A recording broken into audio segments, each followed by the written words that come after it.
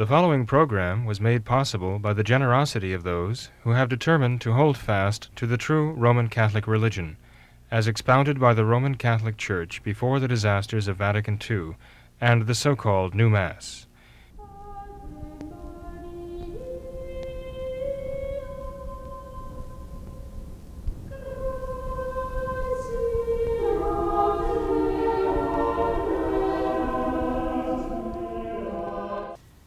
Hello and welcome to What Catholics Believe. I'm your host, Thomas Nagley, and with me tonight is Father William Jenkins. He's a member of the Society of St. Pius V.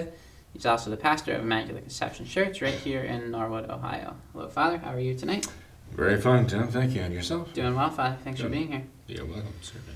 Father, in our most recent video, we spoke of the topic of college, in particular how that pertains to the traditional Catholic young person and the view that they should take on college. And in that video, Father, you appear to take a rather strong anti-college stance, and in some circumstances at least.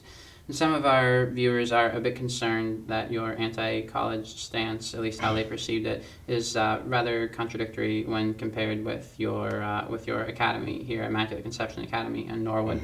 And if I may sum up some of the concerns, Father, I would say perhaps the main concern is that with Immaculate Conception Academy, it's essentially a college prep school. The students, even some of the previous graduates, have said that they took the PSATs and other like exams, these college entrance exams, and many of, if not most, of the students are advised to go to college. They're offered guidance in this direction. So would you say that there's any kind of contradiction there, Father, between this anti-college stance that you took in the most previous video and then this kind of college prep atmosphere of Immaculate Conception?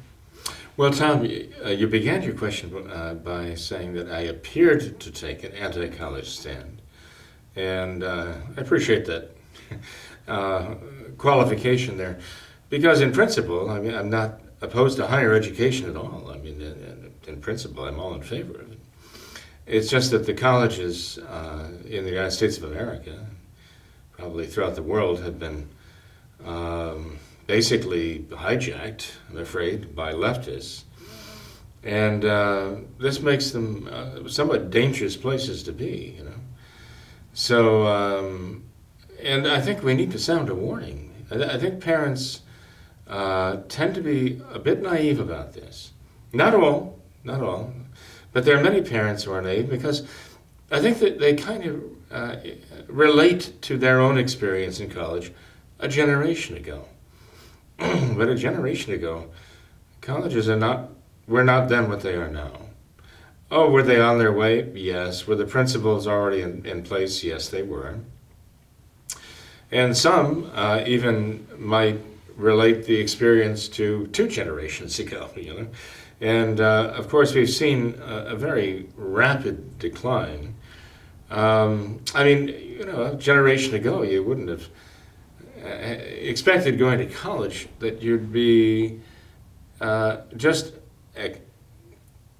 taken for granted you were going to be with the LGBTQ trans, you know, I guess that's the T part, the whole trans idea. But you've got to go there, rub elbows, and be comfortable with it, and be quiet about it, and just at least outwardly just be in that milieu and pretend that you're not, you know, that you do not, you react to that negatively, and you know, it's not good. It's not a good thing to have that situation going on, and all of the immorality and abortion. You know, people are going to go to college now, and they're going to develop friendships, perhaps, with people who have very, very divergent moral views, and that's dangerous. Because once we begin to like people, as it were, you know, have these very immoral views, the tendency we have is to begin to find justification for them. The poet Alexander Pope, back in the 1600s in England, wrote in his Elegy on Man, vice is a monster so frightful of mien, that's face,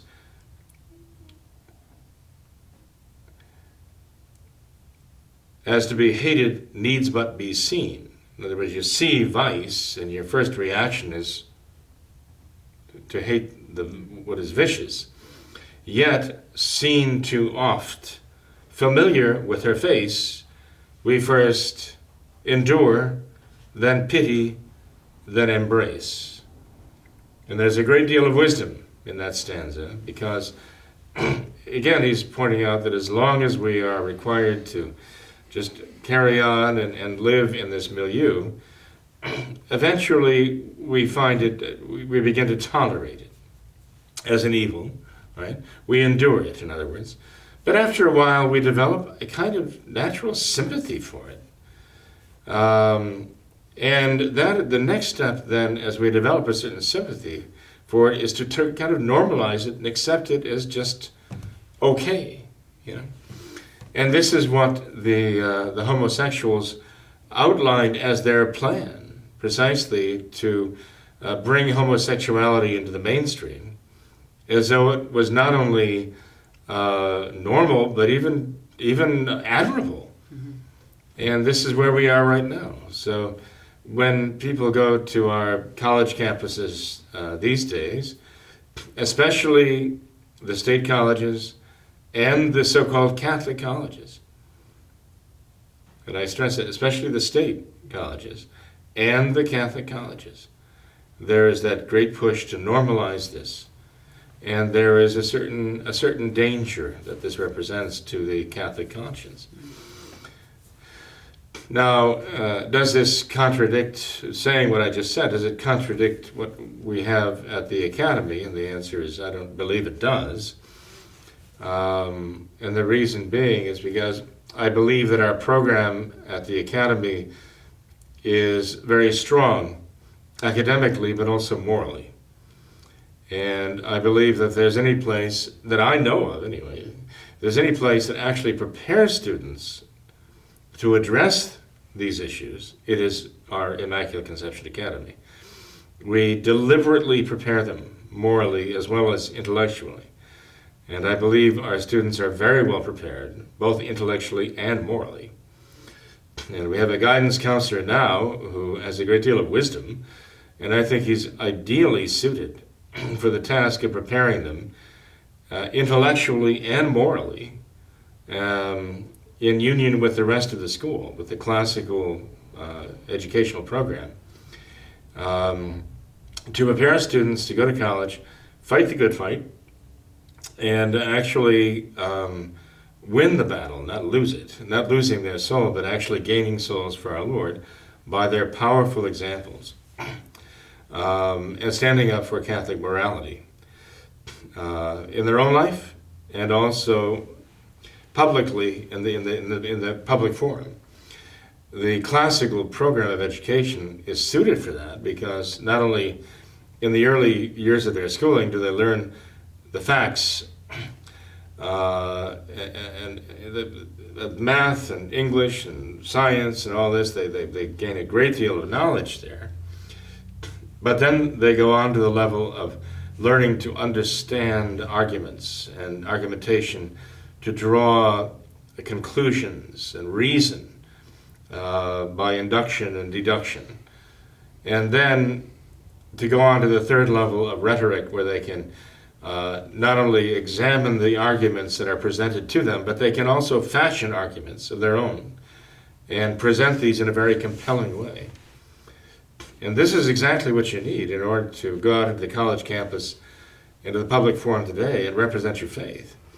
So, I mean, it is precisely because I see these dangers and what I consider to be a certain naivete with my generation of people and the generation behind me, that they don't necessarily grasp how tragically flawed these colleges are these days, and to call them dens of iniquity, in many ways they are. I mean, recently we talked about sacrificing children to Moloch, and I can't help but see that this is the modern way of sacrificing one's children to Moloch, to send them to these temples of Moloch, which constitute many of these leftist universities. But, I mean, that doesn't mean there are no good people there. That doesn't mean there are no good professors there. There are. There are, and they're trying to fight the good fight. I'd like them to also have good students, such as we produce, to be there to bolster them. I just don't want students being sent to college in order to pad the pocketbooks of leftist professors, leftist institutions, by taking student loans and indenturing themselves as servants to the government. So when they do graduate, if they do graduate, they owe tens of thousands, if not hundreds of thousands of dollars to the United States government. And here they might be looking to marry and start families with that load of debt on their backs. I don't want to see that happen.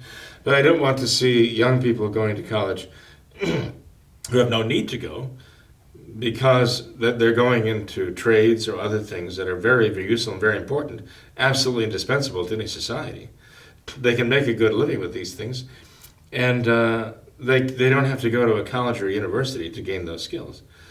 I hate to see even those who are going into professions that need college training, and there are many of those, heaven knows, these days, that actually demand college training. And but the individual student is not prepared morally to face the challenges, and will wind up perhaps learning wonderful things on the natural level in the process of losing their faith and losing their morals. I don't want to see that either. The college students I would see going into college and succeeding wonderfully are those who have very strong character formed by the powerful faith, a great sense of morality and responsibility and love for God, and a zeal for the souls of their fellow men too. And they need to be there because they're going to the professions that require this type of education and the certifications they're going to need to move on in those professions. Those are the ones that I hope we're forming here at Immaculate Conception Academy.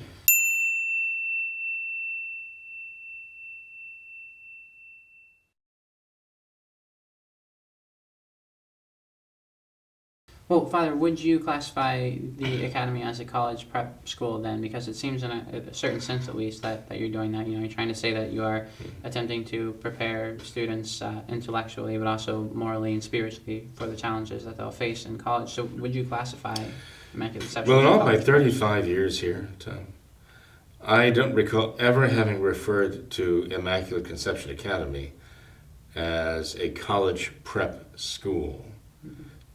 Okay. Not that it isn't.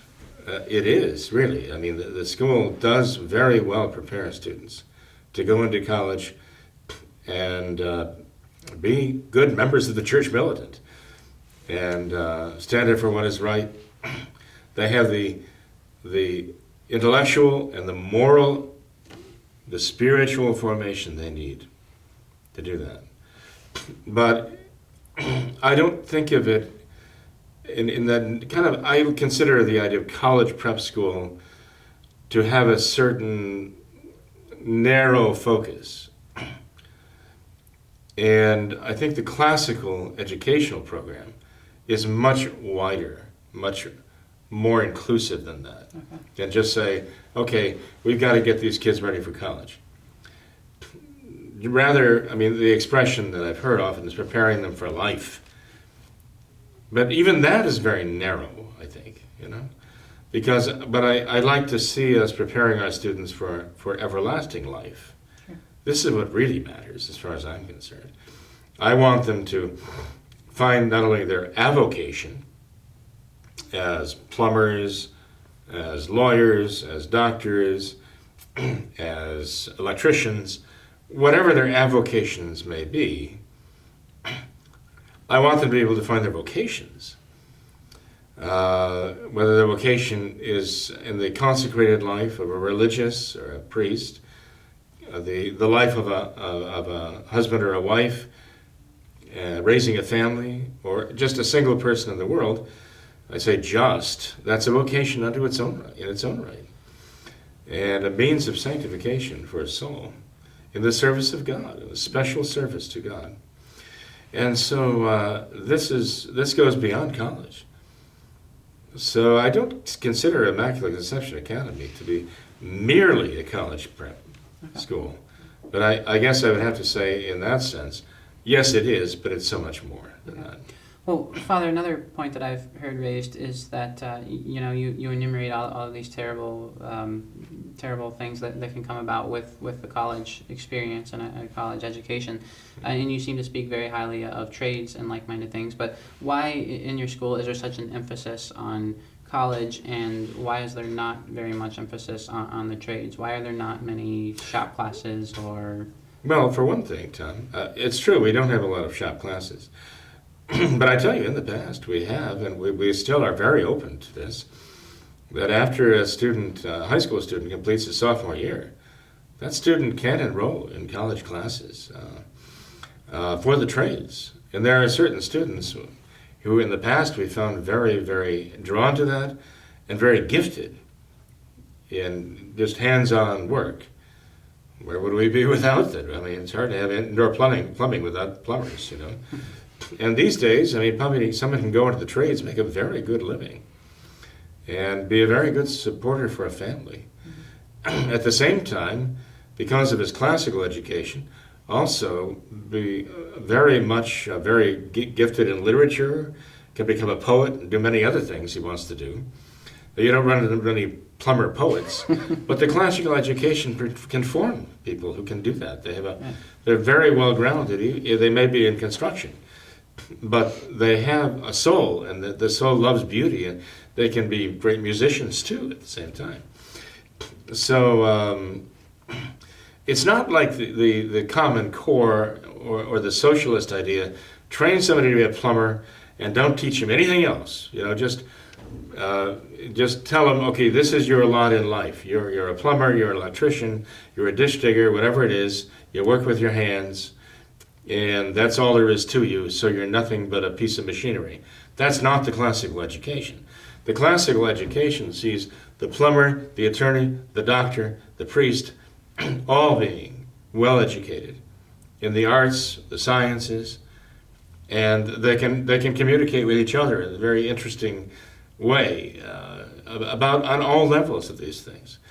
And the avocation that one has in life does not limit that person, as it does in a socialist or communist environment, in a leftist society, where somebody's kind of earmarked and just kind of groomed to be kind of a wage slave his entire life, and that's all there is to him. That's all he has to live for. That's not the Catholic, and it's not the classical means of education. Now, the fact is, though, it depends on our students. I mean, we're very flexible in terms of our students. The reason why we might have a sophomore who expresses interest in going into a trade school, while still being a student at the academy and coming and attending classes there maybe half a day, and then going to the trade school. And the reason why we do that is because we do want the student, no matter what trade he's going into or she's going into, we want them to have the background in the faith, in history, right? In the sciences and the other things that form the soul. So we don't just tell the child, you want to go into a trade, okay, you need to go somewhere else, and we're not going to accommodate you. We do accommodate them because they have souls, you know. We want them to be well educated, regardless of what trade or what avocation, as I say, they're going into. But if we have students who don't express that interest, but they want to go through the program and graduate entirely with the academy program, again, I mean, we let them do that. We work with them. So it largely depends upon the student body and the individual students we have to work with. We have students who have gone to the limits of, for example, the math that we offer at the academy, and need to go on to higher math because they're very gifted. And so we let students go off to college and attend college classes even during the school day. We want them there for the religion class, you know, and other classes, again, that are more spiritual and that form the soul. But we'll work with students both ways, allowing students who, let's say, are very gifted in math or sciences to go off and take math classes or science classes that will get them advancement in college. At the same time, we'll let a student who wants to go into a trade go off, take time in the school day and go off and learn things that are conducive to the trade that the person wants to learn. Well, Father, I like this point of, that it depends on the individual student, because it actually leads into something else that I've heard expressed, and that is this idea, even some of your past graduates have said this, where they have embarked on the college journey, and in their experience in college, they certainly have encountered anti-religion sentiments, but that has only strengthened their faith, they say. And so perhaps, Father, do you think that we should not be so afraid of sending our children to college, because there are many examples of those students who have attended college, their faith actually being strengthened by the opposition that they faced? Well, that's wonderful, to see that happen. It doesn't entirely surprise me. Nonetheless, there's a danger there, and I think anyone reasonably would, a parent or an educator, priest, religious sister, for example, would fear sending any soldier into battle, no matter how well prepared he is, because nobody is invincible. And we realize the devil has, certain tricks up his sleeve. And we also see that there are those who have been damaged by going. Now, the students who come from our school here and graduate from our school here, I'd have more confidence that they can deal with this in an effective way and actually win souls rather than lose their own. But there's only, what parent would have a child get his or her first driver's license, turn them loose on I-75 or I-71 or I-275 here in the Cincinnati area, and not be kind of worried, like, what's going to happen to my child? Even no matter how well prepared the child is. Why? Because there are a lot of other drivers on the road, and they don't always follow the rules. So, no, I think it is very important for us to be concerned, because then we keep an eye on the things, In other words, if I sent students to college who I thought were very well prepared, but I didn't express to them my concerns, but just said, okay, everything's fine, you got this, go in there and, as Francis said, make a mess of things, make a mess of the college, in the sense that you're going to turn it upside down and, convert them all. Okay, I can give them the pep talk and the prep talk like that, right? But at the same time, I'm going to express to them my concerns. If you begin to compromise and give way here, you can fall very far, very fast. So be very careful.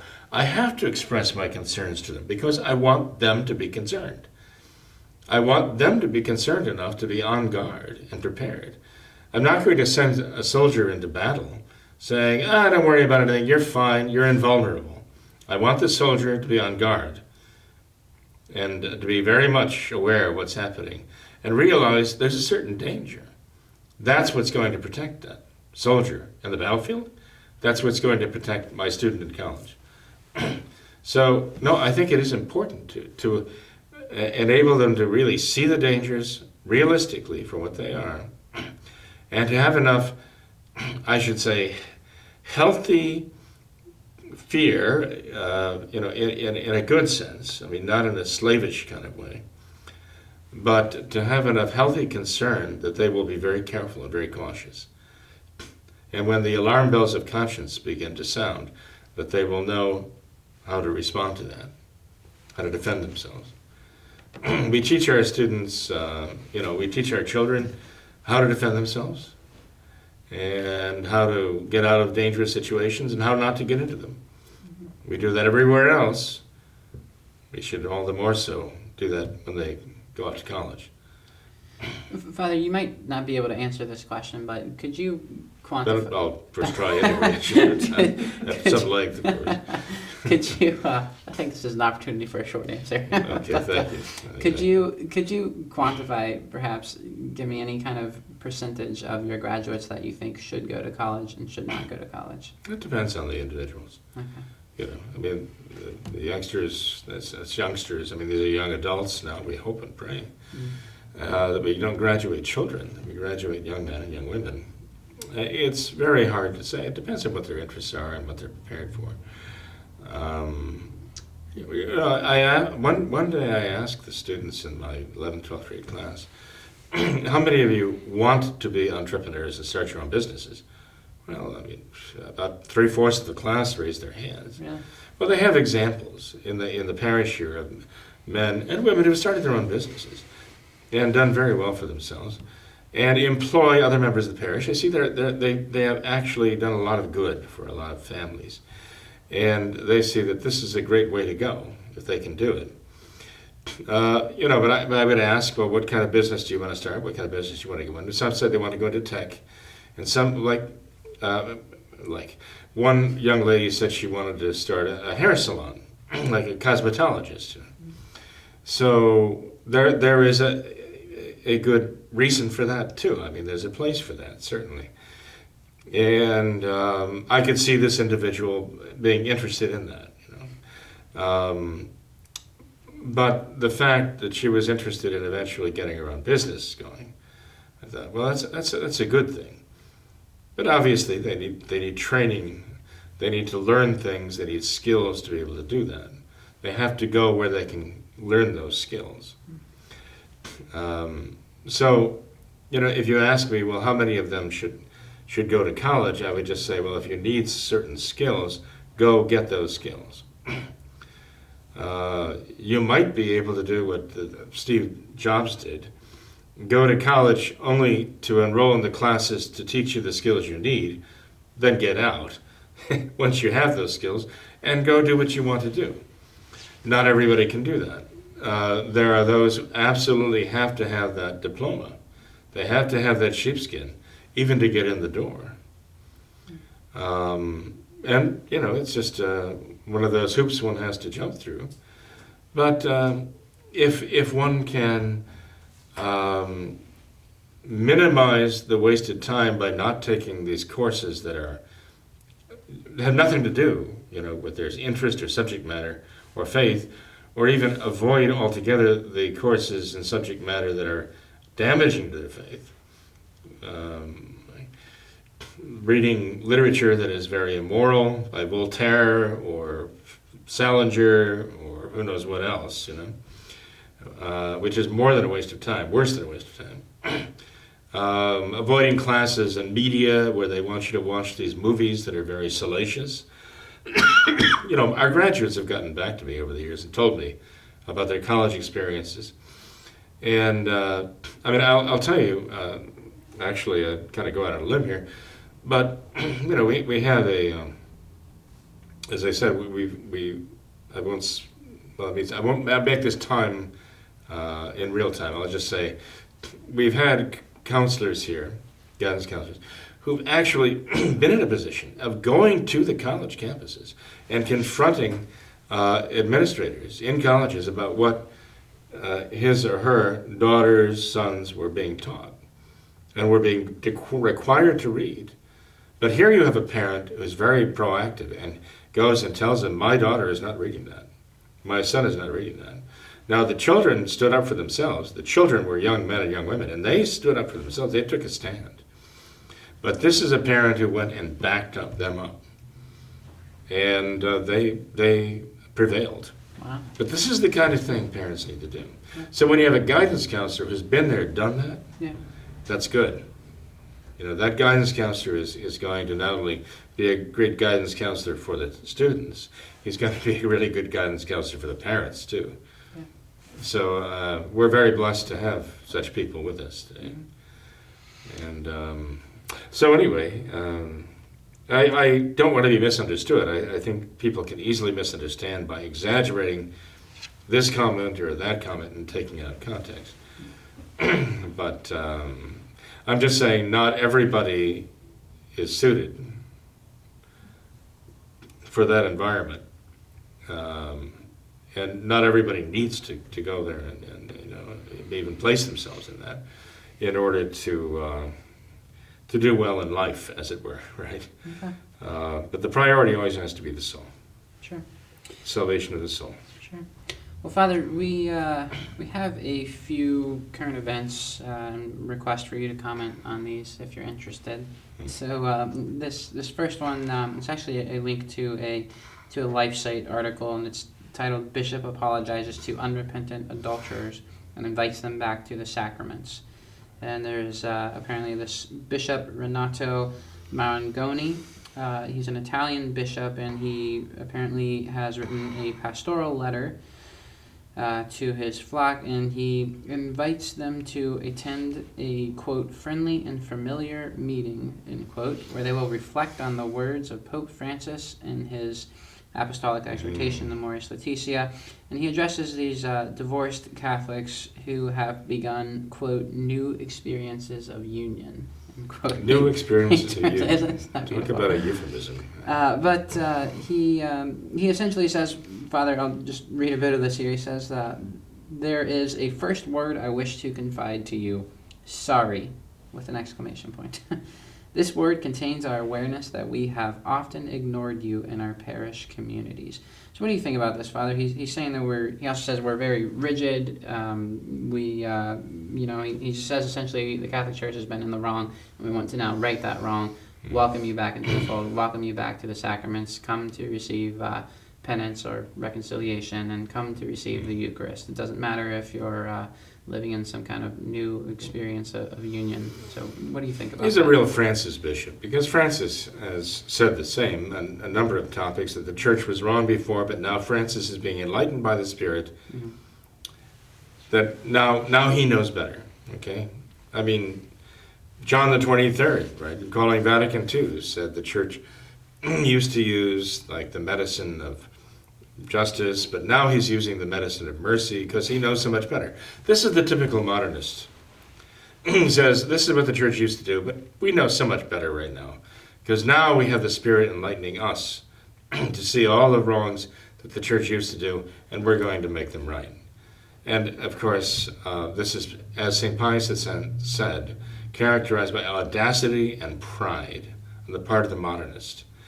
Now, this man, a New Order bishop, he really is a New Order modernist.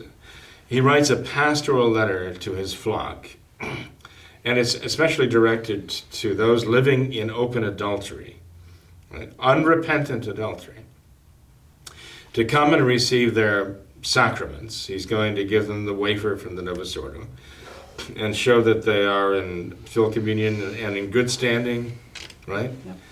And he's going to legitimize adultery, basically. So, it's a scandal. This is obviously mortally sinful. This is one of those areas where you see that people who are so much hope and against hope that the Novus Ordo Mass is valid, they're actually in practice saying, gee, we hope the host that he's giving these adulterers is really the body of Christ, which would be a horrible sacrilege, you know. But they're hoping that it is valid so they can do these things to the body of Christ. I mean, how can one hope that? You have to hope it's not valid, you know, when they do such things and they commit such sacrileges, if they are. I mean, if that's just bread they're giving out, it just symbolizes the body of Christ, that's just a communion service, a Protestant communion service. But if it really is the body of Christ, that is the most horrible sacrilege, like the very type of thing you'd find in satanic worship, to invite people in the state of mortal sin like that, and flagrant, opened mortal sin to come and receive. If that is the body of Christ, do we really want that? Are we really urging and arguing for that? I would hope not. But anyway, this is expressing the mind of Francis.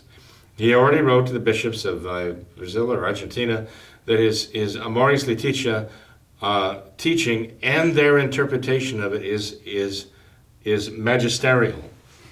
Is magisterial. He already agreed with that. So all this man is doing, this Novus Ordo bishop is doing, is following through on Francis has already said. We shouldn't be surprised, therefore. And it seems to be a theme, Father, because the article references multiple other bishops who have done the same thing. Sure. So. The so-called Bishop of Malta has already done the same thing. So this is just following through on what Francis is already saying. So all these roads go back to Francis and what he's doing. Do you see this becoming more mainstream? Do you think that this will become a new... I guess Francis doesn't have doctrines in his church, but do you think that this will become kind of more and more widespread? Oh yeah, as the LGBTQ is becoming mainstream in the modern church because Francis is promoting all of these people in positions of power. Right? So that is definitely also becoming more mainstream. All of these matters of sexual morality are being subverted by Francis, who is already on record as saying these are the least of the sins. The lowest things we should consider. We have to consider other things that are much more important, like such as poverty and capitalism. These are the real evil things, and the destruction of the environment, and the offense to Mother Earth. These are the things that are really important. He's even talking about introducing now a catalog of environmental, or what he's calling ecological sins. At the same time, he's minimizing or even just legitimizing what the church has always condemned as mortally sinful, that would send a soul to hell. Francis is truly subverting the entire moral order of the Catholic Church and society, the human society. This has got to be a preparation for the coming of the son of perdition, the Antichrist. And to your point, Father, I think another example of that is a recent trip that Francis took to Bangkok, and he had a stadium full of, they said, around 60,000 people, and he apparently in his speech there he urged respect for prostitutes, and he has a quote here where he says, "All of them are part of our family. They are our mothers, our brothers, our sisters. Let us not deprive our communities of seeing their faces, their wounds, their smiles, and their lives." So this seems to be exactly what you're saying, minimizing these sins of evil and normalizing instead, and legitimizing. Yeah. What a terrible thing to do to prostitutes. What a terrible thing to do to them, to make them think that what they're doing is just fine. And how many of them wind up aborting the children too. And they're keeping this business, this immoral business going. And often the women themselves are slaves. They're slaves to these. Doesn't Francis understand that? Yes, he certainly does. He actually, back in Argentina, was a really good buddy of someone who did exactly that. That's what he did for a living. He maintained the slavery of these women. And that's how the man became rich. So, we have to see Francis as a pontifical hypocrite. He's like, the supreme body. He's like the supreme hypocrite for what he does and what he says. And by the way, that is showing itself in the finances of the Vatican right now. The Secretary of State of the Novus Ordo, Parolin, Francis's right-hand man over there, the man who is basically the apologist for the selling out of the Novus Ordo Catholic people in China, selling them into slavery and to persecution at the hand of the communist Chinese government. This man admitted that he was behind the recent bank scandals, and it was his decisions that got the Vatican into this. But there are so many of these so-called cardinals and monsignors and bishops and archbishops in the Vatican who have their hand in the till, and they are up to their ears in scandal with regard to financial misappropriations and double dealings and so on. There's so much of this going on right now. We just saw the Marxist president of Bolivia, Evo Morales, forced to resign and flee the country. He was so corrupt. But he's been president there for what? Going on maybe 14 years now? All this time he's been the great puppet of the communist Chinese. sending $700 million worth of aid in a short space of time to prop up the socialist government of Evo Morales in Bolivia.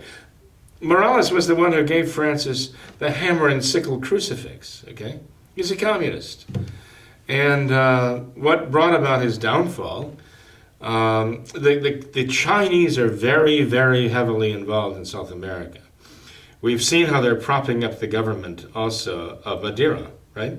Madeira in Venezuela, right? They're propping up that government down there, the socialist government, and so it was in Bolivia. What was the occasion that made it necessary for the communist Evo Morales to give up control of the government in Bolivia? Well, not long ago, months ago, we saw that the rainforest in the Amazon was burning. The celebrities made a huge issue of that, all right?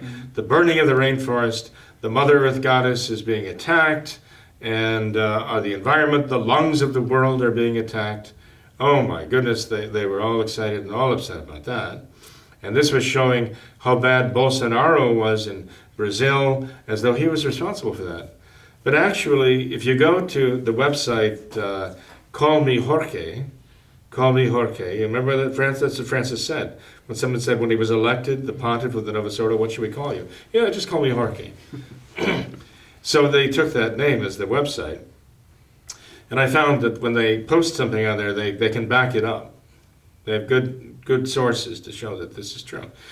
I just posted an article there showing that Evo Morales was actually burning off like millions of acres of rainforest to clear land to raise cattle. And the cattle were going to be marketed in China. He was going to sell, that was his way of paying off the Chinese, in a sense, in cattle, the communist Chinese, by having the cattle to send over for the market to feed the Chinese. And this is how the Chinese are going to provide for, the communists are going to provide for their people. You see this investment they have in these lands is really for the benefit of their market back in China and to keep them in power. And here is Morales burning off all of these acres there, which is then represented as the evil deed of the conservatives, not the socialists. But when the people were so upset because they knew the reality of what was happening here and who was behind it, that Morales had no choice but to sit down and flee the country. He's fled to Mexico, where he's now welcomed. He's got sanctuary in Mexico. This happens time and time again when you have a socialist. It was so ruining his country. He has to not only step down, but he has to run for his life. Because look at Lula, who was just there. Look what happened to him, right? Now he's gotten out, and he's now insisting that he's going to make everyone's life miserable. That's not the expression he used, but I'm not going to use the expression he did. But they were already making people's lives miserable when they were in power. And now that when they get out of prison, they're back to make people's lives miserable again. This is what the left does. And what I'm getting to is this, that Evo Morales, the communist, has a Vatican bank account. 325 million euro. 325 million euro personal bank account in the Vatican Bank, the Institute for Religious Works. I think he's going to live probably a pretty comfortable life in Mexico with that money. And where did that come from? Communists paying communists, right? So, in any case, we see these things happening in the Vatican right now, and we realize how corrupt things are. I understand, I've been told, anyway, that on the latest flight that Francis was on from Japan back to Rome, he was even talking about all of these Vatican bank scandals and indicated that these are the mark of a healthy bank. All of these scandals and the uproar that they cause. Now, I haven't seen that report yet, but I'd like to see, exactly what he said there. Tell you, we're going back to this this bishop you mentioned in Italy who says he has one word to address to the adulterers in his country or in his diocese. Sorry. I'd like to see. I mean, the Italian expression is "mi dispiace." Mi dispiace means I'm sorry. Okay. I wonder what was the exact Italian expression that he used when he said, "I have one word for you, and this is it." Okay, one expression for you. Sorry. I don't know what the Italian said, but certainly if the English translation is any representation of that, then I'd say he represents a complete surrender of the Catholic moral order to Satan. That's what that represents. He might as well be saying these words, and eventually I suppose they will. Eventually, this is the way we're going, the modernists will bring it to the point where they actually are apologizing to Satan for having given him a bad rap. That's what Satan is really after anyway. That's what he really wants. Yeah. He wants an apology. He wants to be rehabilitated, and he wants to be acknowledged that he, in fact, is the good guy. That's where they're going. Father, we talk about, on this program, we talk a lot about Our Lady of Fatima and her message there. And, I think her main message was stop sinning, stop offending God. And she said one of I believe even the worst way that we offend God is with with sins of the flesh. Well, she told Jacinta, our Blessed Mother told Jacinta that more souls go to hell because of sins of the flesh than for any other reason. And now we have Francis with his, be nice to prostitutes mantra, and his bishops who are saying, don't worry about it if you're an adulterer, it's no big deal. It seems that they're almost explicitly anti-Fatima message. Well, they're not only not bad, they're victims. They're victims of the judgments of society and the church. Getting victim status really makes you admirable in the eyes of the world today. And this is what they do. I mean, they subvert the moral order so that what was considered vicious and shameful before is now admirable. You should aspire to this. LGBTQ. I mean, where are your initials in there? You aspire to this. They have. Well, anyway, I know there's a great deal that could be said, as you know, Tom, but I don't know that it all should be said now. But you get the picture. This is what the modernism does. This is what the modernists do. And Francis is the modernist in chief. He is the supreme pontiff of modernism. And I fear for his soul. I do. I mean, I pray for his conversion, and I pray, and for all those who follow him. I do pray for them, that God will rescue them from this pit that they're so headlong plunging into and trying to take the rest of the world with them. So we have to pray that they not succeed, either in condemning themselves or anyone else. Father, thank you for being here tonight. Thank you for offering your guidance in these times. I know I appreciate it myself, and I know that all of our viewers do as well. So thank you for that. Oh, well, you're very welcome, Tom. Thank you, too. No problem. I know it's not easy to ask a simple question and then get such seemingly complex answers, but nonetheless, I hope some good results from it. And Definitely. I thank our viewers and their support. I thank them for their support very much. Yep. We couldn't do without them. That's right. Well, thanks to all of our viewers for watching this episode of What Catholics Believe. Until next time, we ask that you all remember the words of Our Lady of Fatima, to consecrate yourselves and your families to the Immaculate Heart of Mary, and to pray and do penance. Thank you, and God bless you.